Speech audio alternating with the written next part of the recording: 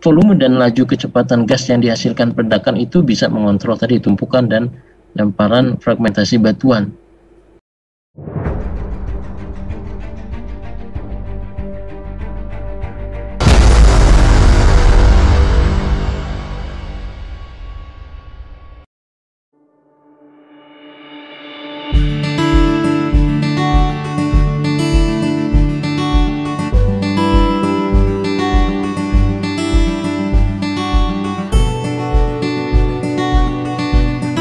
Karakteristik ya bahan peledak dari sifat fisiknya maupun sifat detonasinya.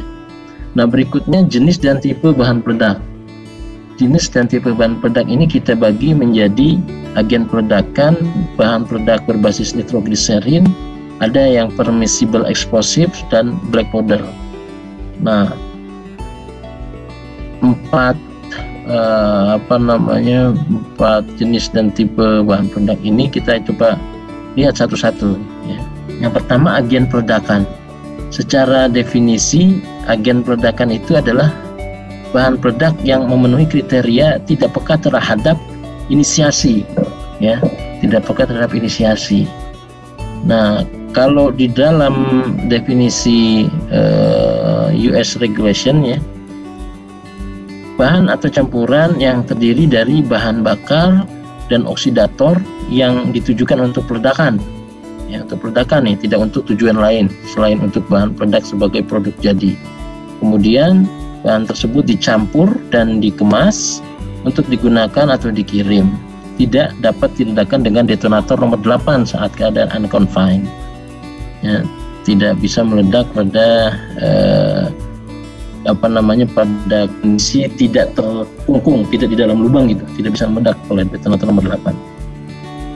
Tapi kalau di dalam lubang bisa meledak, tapi tidak energi nomor 8 ini tidak mampu untuk menghancurkan isian lubang dari ANFO tersebut. Nah, untuk definisi transportasi, agen peledakan itu bahan yang dirancang untuk peledakan yang telah diuji dengan prosedur tertentu dan hasilnya sangat tidak sensitif, sehingga hanya sedikit kemungkinan terjadi ledakan akibat transisi dari deflagrasi ke detonasi. Nah, itu definisi agen peledakan dari beberapa sumber. Nah, contohnya agen peledakan ada ANFO di sini, ada water gel atau slurry eksplosif, ya. Water gel yang kemudian ini dikemas di dalam packaging seperti ini, seperti cartridge, ya.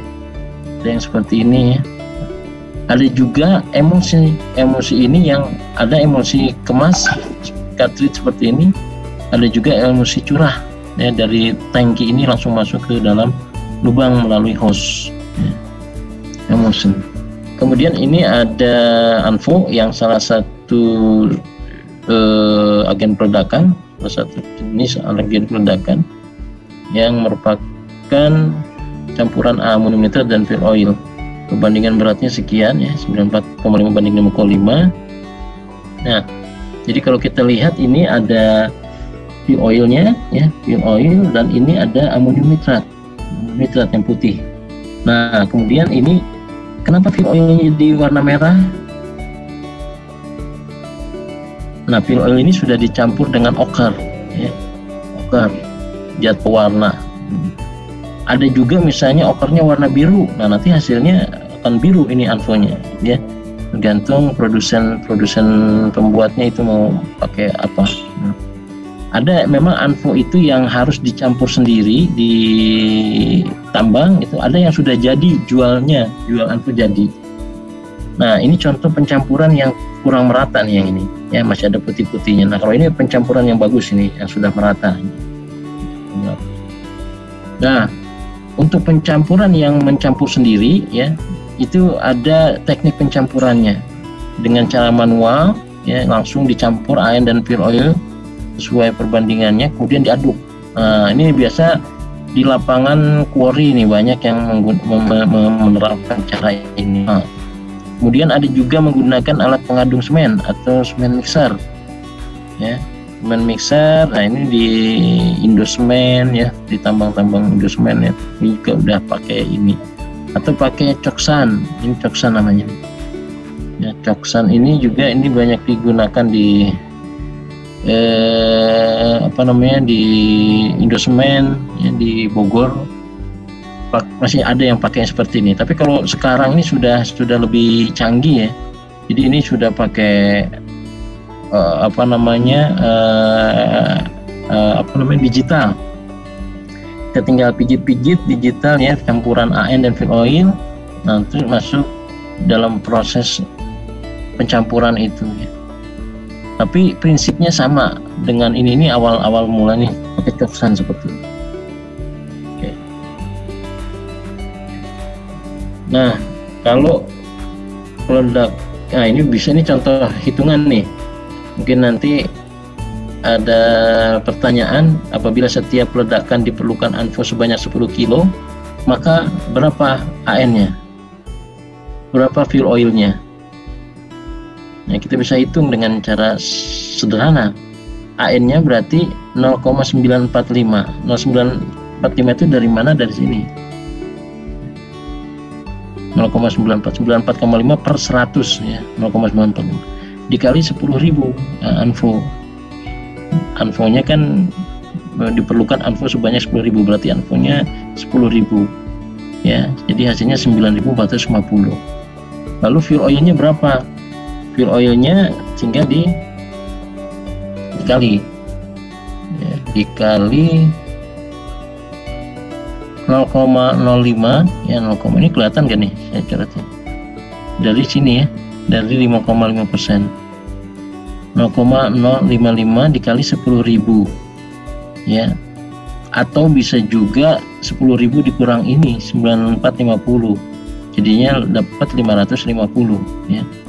Nah, tapi kenapa ini jangan lupa. Oke. Nah, yang berikutnya ada bahan produk emulsi. Emulsi itu matriks yang terbentuk dari fase larutan oksidator di dalam fase fuel ya, yang dipertahankan sifat-sifatnya ditambah emulsifier agar campuran tetap bersatu. Komposisi ini disebut tipe water in oil. Jadi water in oil itu jadi ada fase, dua fase ya. Fase misalnya ini fase fuel oil, kemudian ada ini amonium nitrat, amonium nitrat atau amonium nitrat solution ansol. Jadi amonium nitrat dilarutkan, ini fuel oil juga dilarutkan ditambah dengan emulsifier dan sebagainya, kemudian ini di mix.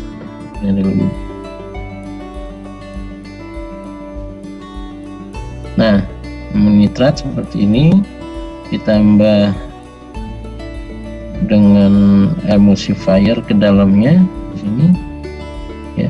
Emulsi ada emulsifier, ada fuel oil di dalamnya. Jadilah emulsi. Nah, emulsi ini ada dua, ada yang bentuknya cartridge atau kemasan yang kita kenal dengan itu dodol atau dinamit kemarin. Ada emulsi curah. Nah, kalau emulsi cartridge, nah ini bisa dilihat nih cara produksinya, cara membuatnya itu kita bisa lihat kalau di sini di PT Dahana, di sana di Subang ya. Jadi ada dua fase larutan tadi, fase larutan oksida, terus di sini ada fase minyak ya, fase minyak. Nah, fase larutan oksida itu dimasukkan ke fase minyak, makanya tadi ada istilah water in oil ya.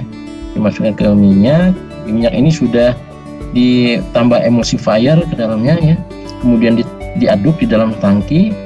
Nah, jadilah emulsi. Nah, emulsi ini masih belum sensitif nih, sampai kemudian ditambahkan lagi jenis-jenis ini, mikrobalon, agen gassing, aluminium ya, kemudian dicampur lagi, dimix lagi, di blender, kemudian dimasukkan ke dalam kemasan plastik ya, seperti ya dodol, seperti apa namanya ya, dodol itu atau seperti sosis gitu ya, ukuran tertentu, ada ukuran 200 gram, 400 gram dan sebagainya. Kemudian dipotong, didinginkan, jadi di package, dikepak, jadilah emosi kemasan atau cartridge atau dodol yang kita kenal.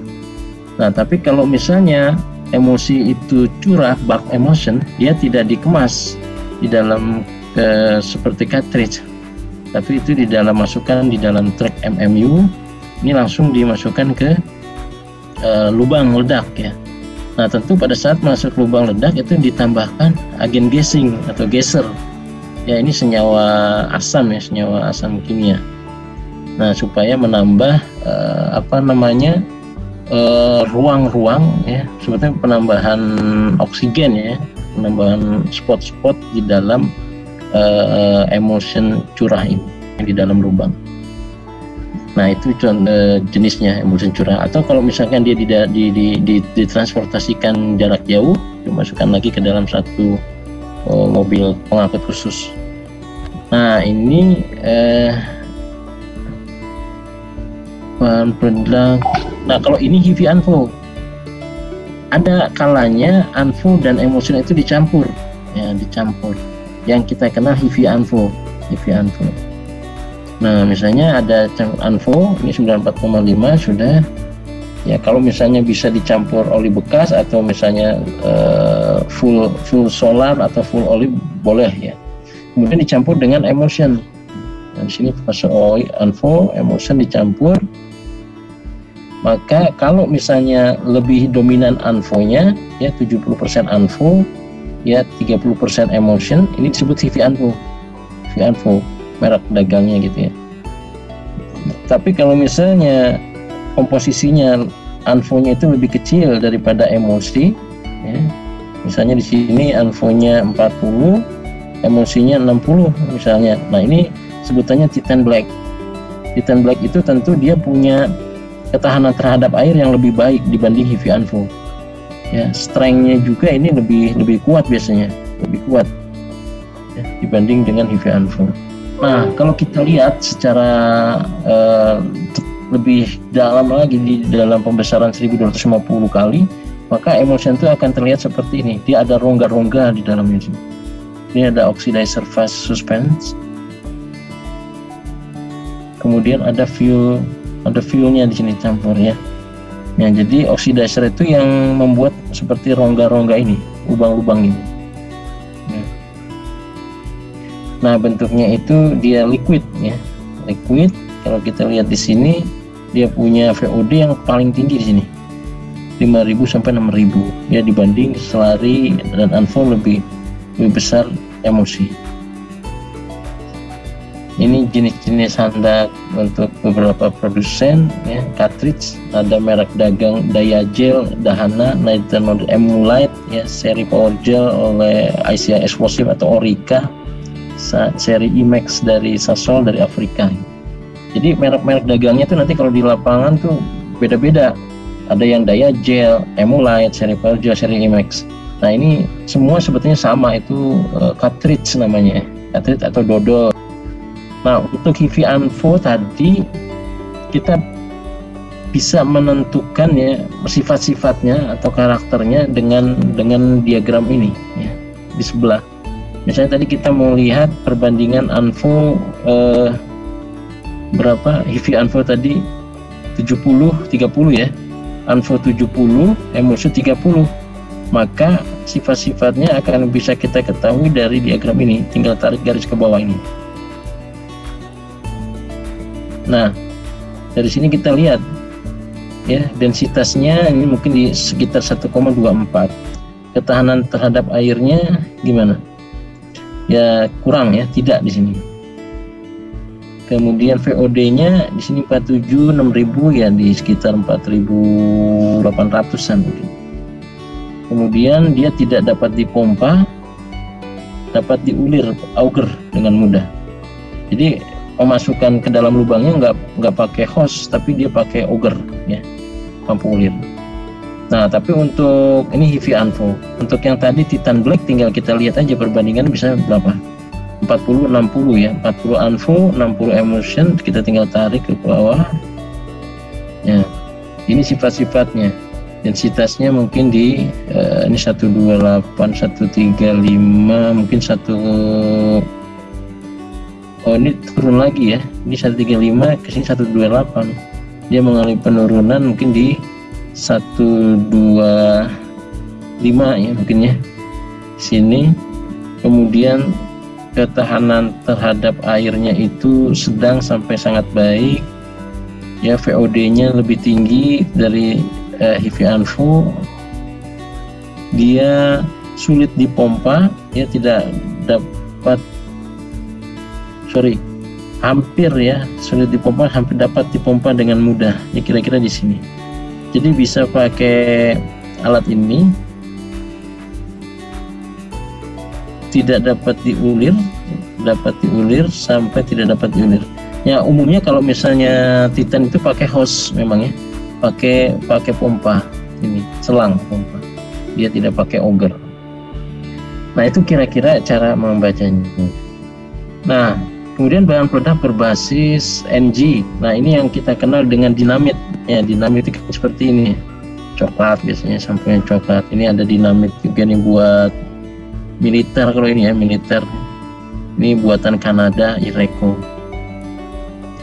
Nah, jadi bahan dasarnya NG. Kita lihat di sini tidak stabil, dapat meledak jika terkena panas.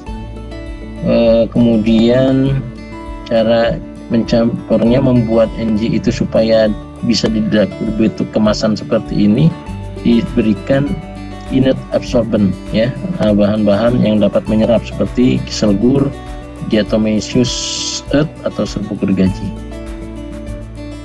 ya. Kemudian dibuat 1867 oleh Alfred Nobel yang pertama kali.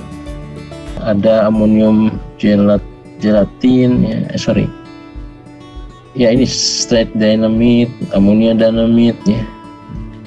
Kalau ini ini permissible explosive ini ya. Nah, terakhir permissible explosive. Explosive ini biasanya dibuat untuk tambang batu bara bawah tanah. Misalnya ada kodenya di sini, ada P1 ya. Ada yang P5. P1 itu digunakan untuk meledakkan batu bara yang keras, pembuatan vertical shaft, dan lubang bawah tanah lainnya. Kalau P5 untuk tambang batu bara bawah tanah yang berdebu. Nah, jadi ini permissible explosive. Ya, bahannya apa? Sama ya, amonium nitrat ya. Kemudian ada hydride explosive, organic nitrat explosive ya. Atau juga ada yang dari nitroglycerin. Tentu ini ditambah dengan material zat-zat lain ya, yang bisa menurunkan temperatur sampai 1121 derajat Celcius. Sementara temperatur permissible explosive umumnya antara 1500 sampai 2000. Nah, jadi ditambahkan juga senyawa-senyawa kimia yang berfungsi untuk menurunkan temperatur hasil peledakan. Nah, ini black powder. Nah, black powder atau gunpowder itu ini masih digunakan untuk sumbu api. Sumbu api, ada sumbu api atau sumbu bakar. Nah, yang isian di dalamnya itu dia masih menggunakan black powder. Jadi ini ya karena sumbu api ya, cara menginisiasinya ya dibakar gitu. Jadi ada dibakar khusus pakai lighter ya, seperti percikan api. Cuma sebetulnya yang saya pernah lihat itu juga bisa pakai rokok gitu ya, pakai api rokok itu bisa meledak juga gitu, bisa menginisiasi membakar. Nah, cuma untuk bahan peledak yang berbasis black powder ini itu sudah jarang sekali sekarang ditemukan. Terutama penggunaan yang masih digunakan itu di kuari-kuari kecil ya, untuk meledakkan itu juga untuk meledakkan boulder ya, batu-batu yang besar.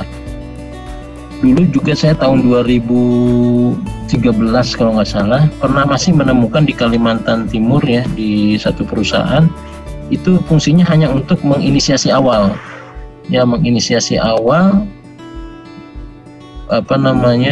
bahan peledak nonel waktu itu ya, nonel. Oke, baik. Ini sih tambahan sebetulnya ya, perlengkapan peledakan. Jadi kalau kita berbicara perlengkapan peledakan itu berarti bahan-bahan yang habis pakai Kalau peralatan dia bisa berulang kali digunakan. Nah, apa saja perlengkapan yang habis pakai? Ya termasuk di dalamnya detonator, sumbu peledakan, ya sambungan-sambungan gitu. Sumbu peledakan itu ada sumbu ledak, sumbu api, dan sumbu nonel. Nah, kalau kita lihat lebih dalam, ini detonator biasa, ya detonator biasa itu kalau dilihat seperti ini. Jadi selongsongan, tapi di dalamnya ini ada PETN, ya ada PETN. Nah, terus kemudian ini seperti kita lihat di gambar ini ada sumbu api dimasukkan ke dalamnya sampai menyentuh ramuan pembakar di dalam deto. Kemudian dijepit, ya, dijepit pakai crimper ini, jadilah seperti ini. Nah, sambungan. Nah, jadi kalau mau menggunakan detonator biasa, kita harus ngerangkai sendiri nih, seperti ini. Nah, kemudian ini detonator listrik. Ya, kalau detonator listrik ini salah satu contohnya seperti ini. Contohnya ada deto dan 2 buah kabel, ya, 2 buah kabel. Nah, jangan lupa di ujung bagian kabel itu, ya, itu harus selalu disatukan, ya, supaya menghindari adanya arus liar masuk ke sini, ya, tidak menginisiasi detonator ini. Nah, kalau kita lihat di dalamnya itu, ya, jadi arus listrik yang diantarkan melalui kabel ini, ya, itu kemudian memanaskan. Di dalam sini ada kawat halus yang memijar sebenarnya. Kalau kita lihat ada wolfram, ya. Kalau pernah lihat bohlam itu ada yang seperti kawat berpijar. Nah, itu dia menyala nanti, memanas, ya, karena tadi arus listrik, dia berpijar memanaskan fuse head yang merah ini. Jadi di dalamnya ada ramuan. Nah, kemudian panas ini menginisiasi isian utama. Isian utama itu yang kemarin kita kenal dengan asa, ya, aluminium stiffener oxide. Nah, kemudian asa ini menginisiasi ini PETN. Nah, ini kalau yang nomor 0 dia tanpa delay. Kalau yang pakai delay misalnya nomor 1, 2 dan seterusnya, di sini ada tambahan elemen delay ini, elemen waktu tunda, ya. Oke. Yang berikutnya ini detonator nonel. Ini contohnya seperti ini. Jadi ada detonator, kemudian ini ada sumbu nonelnya. Nah, di ujungnya ada J-hook. Nah, ini sumbu nonel atau nonel cube, ya. Nah, kalau dilihat detonatornya itu seperti ini dalamnya. Ya, di sini ada penyumbat antis ini dari sumbu nonel, ya. Nah, yang diantarkan sumbu nonel kemarin kan itu gelombang kejut, ya, gelombang kejut diantarkan. Kemudian di sini ada elemen transisi mengubah gelombang kejut sehingga dia bisa menginisiasi elemen tunda di sini, ya, untuk delaynya. Kemudian delay menginisiasi isian utama yang tadi sama asa, dan isian dasarnya PETN. Begitu. Nah, ini relatif aman dibandingkan detonator listrik.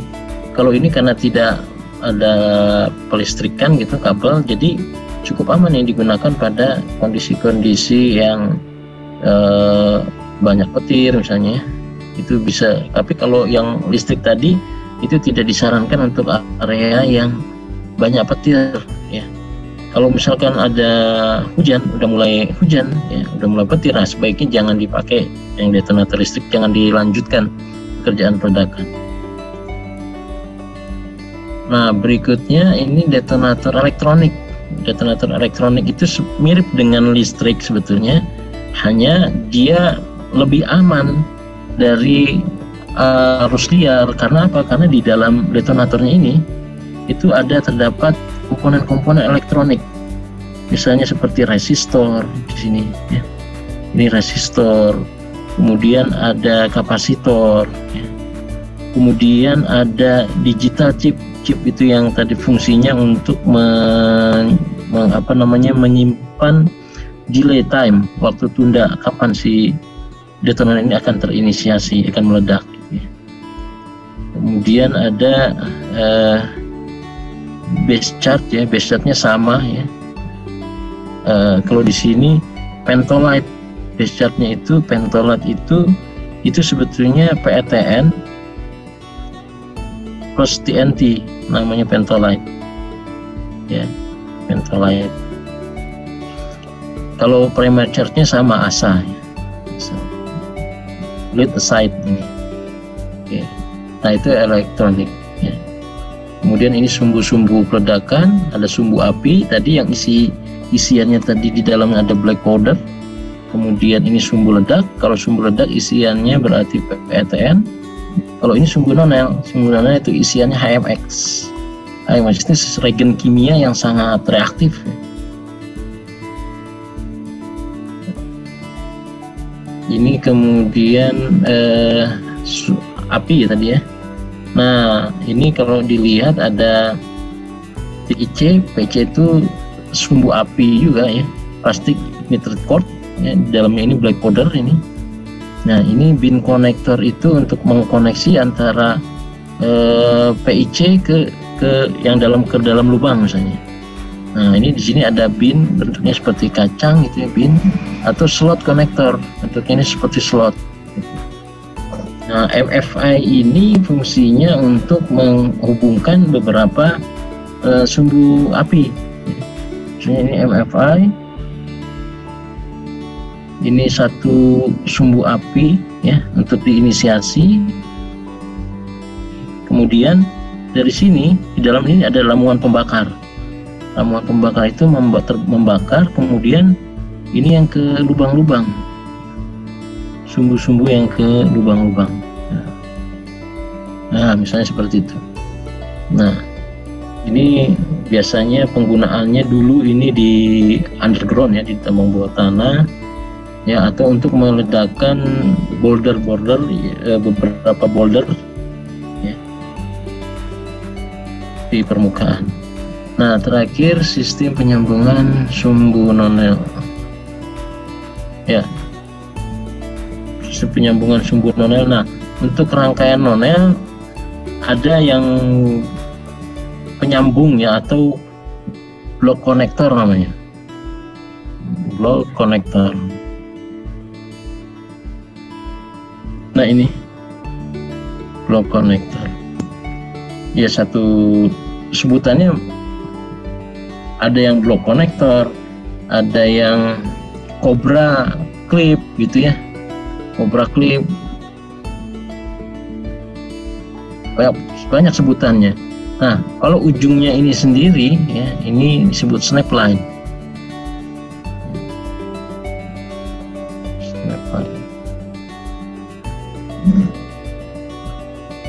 Nah, jadi bedakan antara ini block connector dengan yang ini nih. Ini sering terbalik nih. Kalau ini ada tadi J-hook, ya, J-hook. Fungsinya apa J-hook? Kalau J-hook itu untuk menyambungkan rangkaian nonel dengan sumbu ledak. Ya, jadi kalau ada J-hook itu seperti ini, nah, kurang lebih seperti ini begitu. Nah, nanti sumbu ledaknya itu diklipkan di sini. Nah ini sumbu ledak diklipkan. Nah kalau ini untuk menyambung antar sumbu nonel ya, block connector atau cobra clip atau snapline. Nah ini semua satu gini bisa disebut trunk line atau surface delay. Trunk line atau surface delay ya.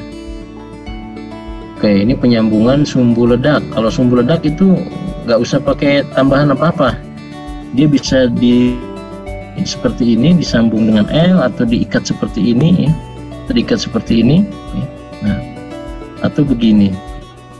Nah, kalau ini penyambungan plastik antar trunk line dan down line. Jadi antara yang di permukaan dengan yang ke bawah. Ya. Nah untuk memberikan jeda ya atau delay ada tambahannya, ada disebut ini DRC, Detonating Relay Connector, ini DRC, ada ini MS Connector. MS Connector sama fungsinya, memberikan delay ke sumbu ledak. Ya. Jadi masing-masing di sini ada detonatornya nih, yang diberikan delay. Ya. Jadi kalau misalnya ini sumbu ledaknya dari mana? Dari sini misalnya, ledakannya itu dari sini, ya, dari sebelah kanan ke sini. Jadi yang MS Connector ini diledakkan dari luar. Ya, ini kan sumbu ledaknya meledakkan detonator ini. Kemudian hasil ledakan ini dialurkan melalui sumbu ini ke sini. Nah, sehingga di sini baru berfungsi, delaynya di sini berfungsi, ya, karena ledakan itu dari dalam. Tapi kalau di sini, ya meskipun dua-duanya ada delay, yang ini delaynya nggak berfungsi. Kenapa? Karena ini diledakkan dari luar, diledakkan oleh sumbu ledak dari luar. Makanya delaynya nggak berfungsi yang di sebelah sini. Kalau kita lihat di sini ada 17, ya 17 itu berarti ada delay 17 ms di dalam detonator. Oke, nah itu terakhir ya. Mungkin itu yang bisa saya sampaikan. Mohon maaf ini ada lebih, Teh Indah ya.